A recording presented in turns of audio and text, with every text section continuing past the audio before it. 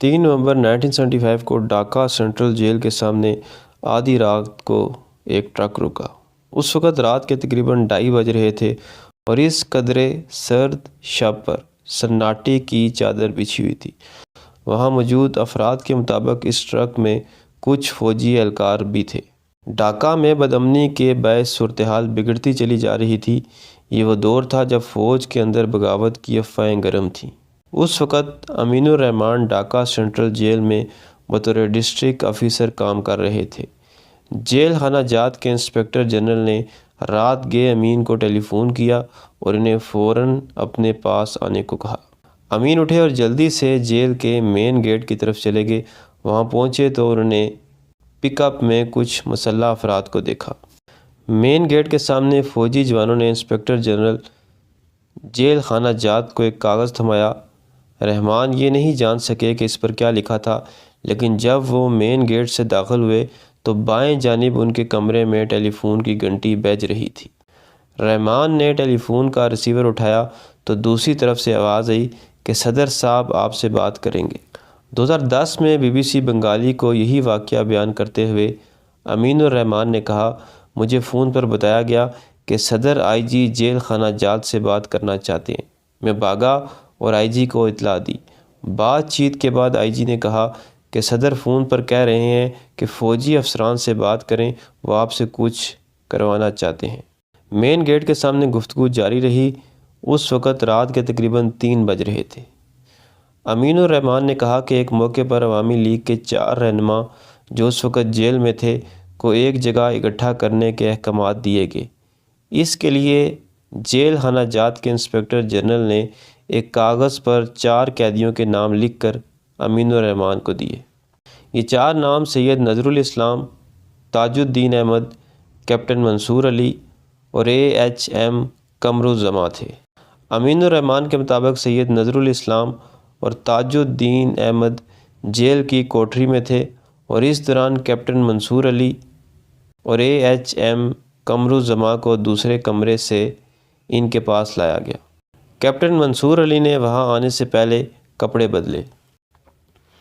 امین الرحمن یہ واقعہ بیان کرتے ہوئے کہتے ہیں کہ تاج الدین صاحب اس وقت قرآن پڑھ رہے تھے۔ ان میں سے کسی نے ہم سے یہ نہیں پوچھا کہ ہمیں کہاں لے جایا جا رہا ہے۔ سید نذر الاسلام نے ہاتھ منہ دھوئے۔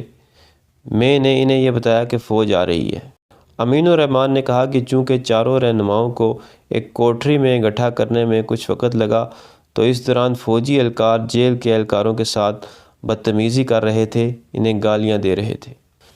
امین الرحمن کہتے ہیں کہ جہاں تک مجھے یاد ہے منصور علی صاحب اس کوٹری کے جنوب میں بیٹھے تھے۔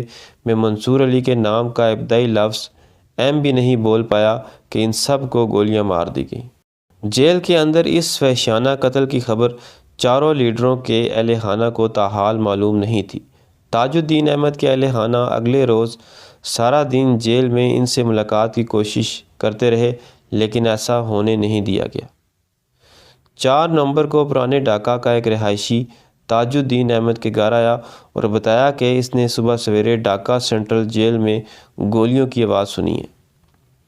تاج الدین احمد کی بیٹی سمین حسین نے 2010 میں BBC بنگلہ کو بتایا کہ 4 نومبر کو شام 4 بجے کے قریب خبریں آنا شروع ہوئیں کہ تاج الدین احمد سمیت 4 رہنما مارے گئے ہیں۔ خیال کیا جاتا ہے کہ جیل میں ہونے والے قتل کا تعلق بنگلہ دیش کے بانی شیخ مجیب الرحمن کے 15 اگست 1975 کو ان کے خاندان سمیت قتل سے تھا۔ اس وقت ڈھاکہ کے کنٹونمنٹ میں بطور کرنل خدمات انجام دینے والے امین احمد چودھری، جو بعد میں میجر جنرل بن گئے، نے 2010 میں BBC بنگلہ سے اس بارے میں تفصیل سے بات کی۔ ان کی وفات چند برس پہلے ہوئی ہے۔ BBC بنگلہ سے بات کرتے ہوئے انہوں نے بتایا کہ جیل میں ہونے والی ہلاکتیں فوجی قیادت میں تناؤ کا نتیجہ تھی۔ 15 اگست کی بغاوت کے بعد 3 نومبر کو ایک اور جوابی بغاوت ہوئی تھی۔ اس کی قیادت اس وقت کے بریگیڈیئر خالد مشرف نے کی تھی۔ جنرل امین احمد چودھری کے مطابق 3 نومبر کی بغاوت ناگزیر تھی کیونکہ شیخ مجیب کے قتل میں ملوث 6 جونیئر فوجی افسران بنگا بھابن میں صدر خوندکر مشتاق کی رہائش گاہ میں بیٹھے انہی کو ہدایت دے رہے تھے۔ جنرل چودھری کے مطابق میجر جنرل خالد مشرف کی قیادت میں 3 نومبر کی بغاوت شیخ مجیب کے قتل میں ملوث 6 جونیئر فوجی افسران کو فوج کی چین آف کمانڈ میں لانے کے لیے ہوئی۔ تاہم جنرل چودھری کے مطابق خالد مشرف کی قیادت میں ہونے والی بغاوت نے فوج کے اندر چین آف کمانڈ کا سلسلہ توڑنے کا امکان پیدا کر دیا۔ یوں اس وقت کے آرمی چیف ضیاء الرحمن کو خالد مشرف کے وفادار فوجیوں نے پکڑ لیا۔ جب ڈاکا چھاؤنی میں یہ معاملات چل رہے تھے تو عوامی لیگ کے 4 سینئر رہنماؤں کو جیل میں ہلاک کر دیا گیا۔ مبصرین کے مطابق شیخ مجیب الرحمن کے قتل کے بعد سے ان کو قتل کرنے والے فوجی افسران کو ایک اور بغاوت کا خوف تھا۔ فوج میں ایک طرح کی افراتفری تھی۔ اعلیٰ فوجی افسران کے درمیان اقتدار کی کشمکش چل رہی تھی۔ ایک طرف میجر جنرل ضیاء الرحمن اور دوسری طرف میجر جنرل خالد مشرف۔ اس وقت بریگیڈیئر ایم سخاوت حسین ڈاکا چھاؤنی میں میجر کے عہدے پر کام کر رہے تھے۔ انہوں نے ان واقعات کو بہت قریب سے دیکھا تھا۔ سخاوت حسین نے بنگلہ دیش خونی باب 75 سے 81 کے نام سے ایک کتاب بھی لکھی ہے۔ انہوں نے اپنی کتاب میں لکھا ہے کہ شیخ مجیب کو قتل کرنے والے فوجی افسران اس وقت صدر خوانکر مشتاق احمد کے فیصلوں پر حاوی تھے۔